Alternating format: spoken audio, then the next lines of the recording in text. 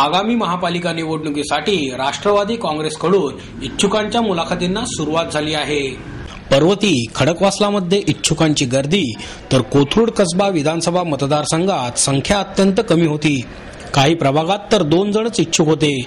राष्ट्रवादीच्या स्थापनेपासून पक्षाचे काम एकनिष्ठेने करत आहे, त्यामुळे यावेळी तरी पक्षाने संधी द्यावी असे साकडे इच्छुक कार्यकर्त्यांनी उपमुख्यमंत्री अजित पवार यांना घातले। महापालिका निवडणुकांसाठी उपमुख्यमंत्री अजित पवार यांनी निसर्गमंगल कार्यालय येथे इच्छुकांच्या मुलाखती घेतल्या।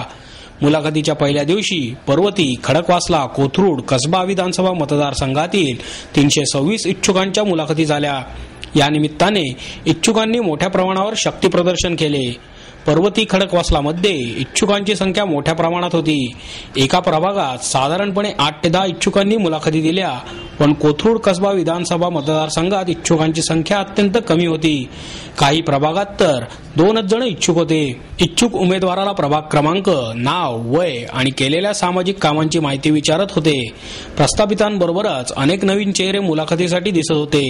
त्यात गृहिणींबरोबर शासकीय सेवेतून निवृत्त झालेल्या काहींचा समावेश होता। काही तरुण उमेदवार आजोबांपासूनची पवारनिष्ठा सांगत होते। नातीगोती आणि पक्षाचे संबंध यांचाही संदर्भ मुलाखतीत देत होते। मला पक्षातील सर्व प्रस्थापितांचा विरोध आहे, पण जनतेचा पाठिंबा आहे, त्यामुळे मला उमेदवारी मिळावी असे एका इच्छुकाने यावेळी सांगितले। मी प्रभाग क्रमांक 69 मधनं इच्छुक आहे।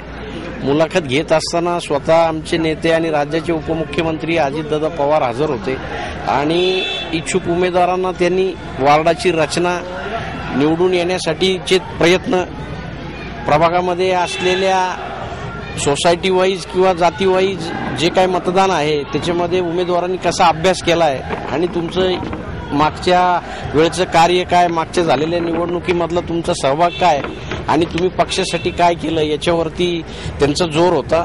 येणाऱ्या महापालिकेच्या निवडणुकीमध्ये कुठल्याही परिस्थितीत स्वबळावर सत्ता हस्तगत करायची असल्यामुळं दादांनी या सर्व मुलाखतीमध्ये स्वतः लक्ष घातलं। उमेदवारांची चांगल्या प्रकारची चाचपणी चालू आहे आणि यावेळेला सक्षम उमेदवार देतील असा विश्वास आम्हा सर्वांना वाटतोय, कारण त्यांनी वस्तुनिष्ठ प्रश्न आम्हाला विचारले आणि प्रभागामध्ये जो इलेक्टिव्ह मेरिट घेणारा उमेदवार आहे त्याच्याच ते पाठीशी राहतील असं वाटतं।